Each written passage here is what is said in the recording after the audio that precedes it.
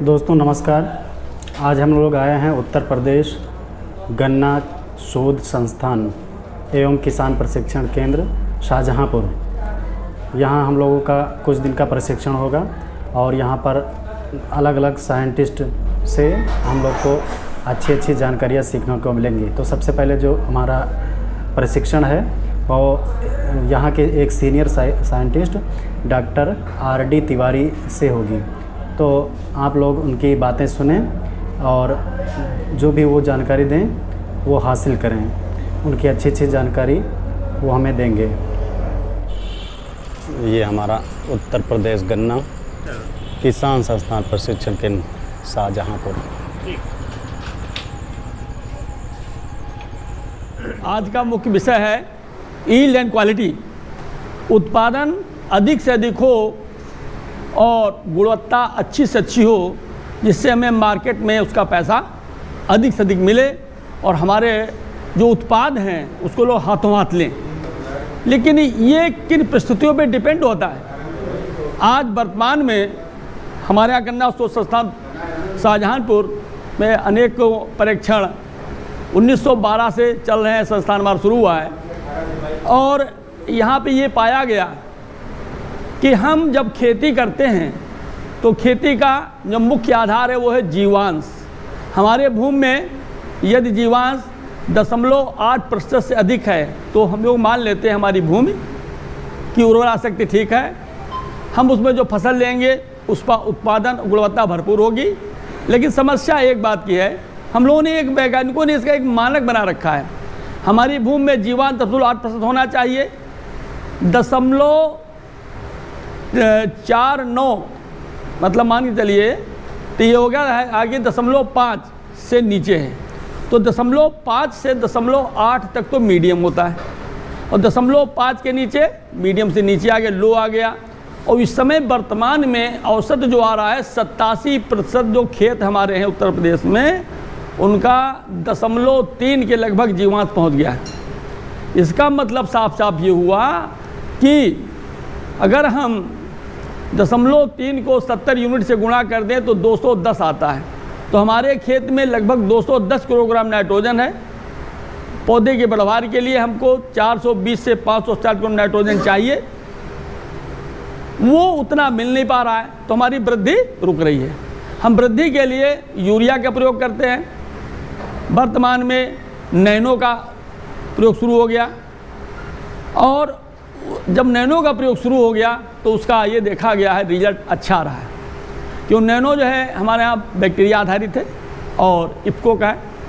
तो जब किसान वृद्धि की बात करते हैं तो यूरिया जो है अनलिमिटेड डालते हैं। किसी ने 1 बैग डाला 50, किसी ने 100 किलो डाला, किसी ने 150 डाला। रिकमेंडेड डोज क्या है वो हमारा शोध संस्थान मिट्टी का परीक्षण करके हमेशा बताता रहता है।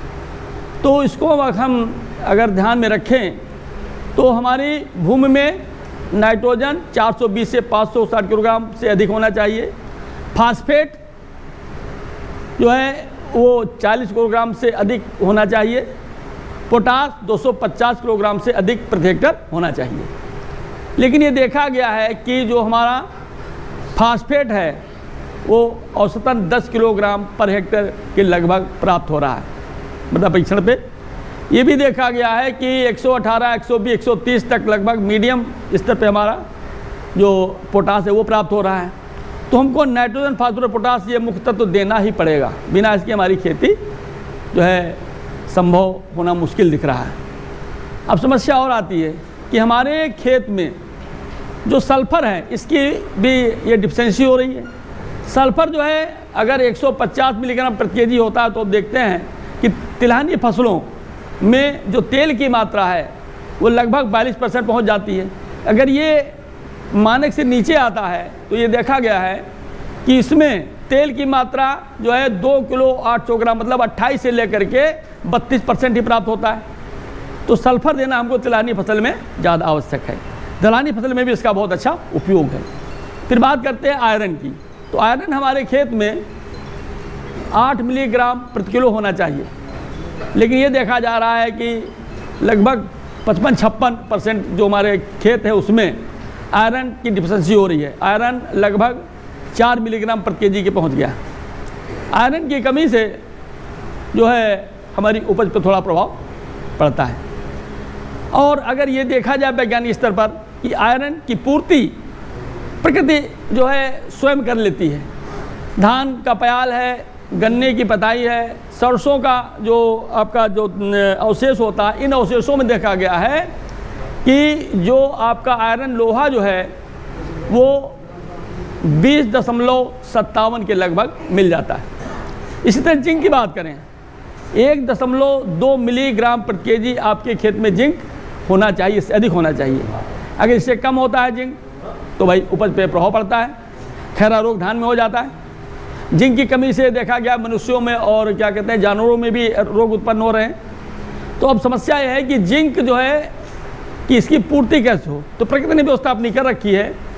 परीक्षण में ये देखा गया है कि 25.57 के लगभग धान के प्याल में, गन्ने की पताई में जिंक प्राप्त होता है। मतलब 25 गुना ज़्यादा जो मिट्टी में चाहिए उससे 25 गुना उसमें मौजूद है।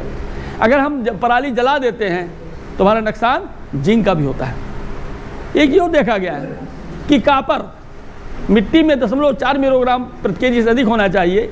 यह 0.4 मिलीग्राम प्रति केजी से जब कम होता है तो पोका बोइंग जो रोग है वो गन्ने में आने की संभावना बढ़ जाती है।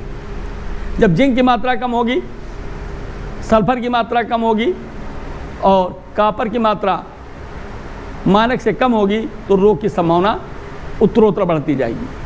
ऐसी परिस्थिति में ये देखा गया है कि प्रकृति ने हमें जो प्रदत्त किया है, कॉपर 0.4 मिलीग्राम प्रति केजी अधिक मिट्टी में होना चाहिए और गन्ने की जो अवशेष हैं, धान का जो अवशेष है जिसको हम लोग पराली भी बोलते हैं, में परीक्षण देखा गया है, इसमें 16.80 मिलीग्राम प्रति केजी या ppm प्राप्त होता है। मतलब सैकड़ों गुना ज़्यादा है। तो प्रकृति जब ब्रह्मा जी ने बनाई होगी तो सोचा होगा रोग ना लगे, उसने क्या किया, सैकड़ों गुना ज़्यादा हमको दिया है प्रकृति से। अब एक बात और आती है, मोलिब्डेनम 0.2 मिलीग्राम प्रति केजी से अधिक होना चाहिए हमारी मिट्टी में। लेकिन है क्या, जब इसकी मात्रा से मानक से घटती है तो जो दलहनी फसलें हैं, कभी अब जड़ उखाड़ के देखें उसमें क्या बड़ी बड़ी जो गांठें होती हैं मसूर के बराबर गुलाबी रंग की, वो गांठें वायुमंडल में 78% नाइट्रोजन है उसको लेकर के वो एकत्र करती रहती है। जो फसल उसको भी देती है, जो अगली आने वाली फसल है उसको भी देती है। तो ये स्पष्ट है कि जब दलहनी फसल बोते हैं तो अन्य फसलों की अपेक्षा हमारी भूमि की उर्वरक शक्ति बढ़ती है। इसी तरीके से मोलिब्डेनम की बात हो गई। अब बात आती है आपकी बोरान। बोरान 0.5 मिलीग्राम प्रति केजी से अधिक आपके खेत में होना चाहिए, वो भी घट रहा है। घटने से क्या होता है कि जो हम पौधे लगाते हैं या बीज बोते हैं, जो अग्रकलिकाएँ उसकी निकलती हैं वो सिकुड़ी उसी दिखाई पड़ती हैं और जब बोरान की कमी होगी तो ऊपर की अग्रकलिकाओं की बढ़वार प्रभावित होगी और हमको ग्रोथ प्रोमोटर का प्रयोग करना पड़ेगा। तो बोरान की भी मात्रा जो है आवश्यक है। उसके बाद आता है आपका बोरान हो गया, मोलिब्डेनम हो गया और कॉपर की भी चर्चा हो गई। एक आया था सिलिकॉन तत्व, सिलिकॉन। अब देखिए थोड़ी सी बहुत सी समस्याओं का निदान। जब हम धान का प्याल जानवर को खिलाते हैं तो मन से नहीं खाता है, भूसा मन से खाता है।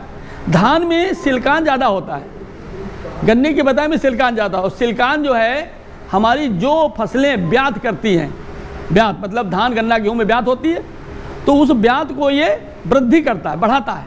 ये क्या हो गया है, ग्रोथ प्रोमोटर भी हो गया हमारा, टिलर को बढ़ाता है।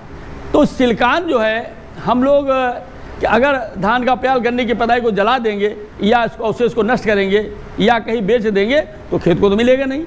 तो खेत में सिलिकॉन की जब कमी होगी तो गन्ने की पत्तियों का कलर सिलेटी हो जाएगा और आप ऐसे मोड़ेंगे तो मुड़ेगा तो यहाँ से चिटक जाएगा, टूट जाएगी पत्ती।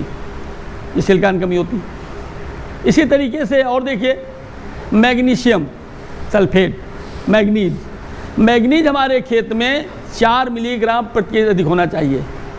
लेकिन जब इसके फसल अवशेषों का जब परीक्षण किया गया तो 200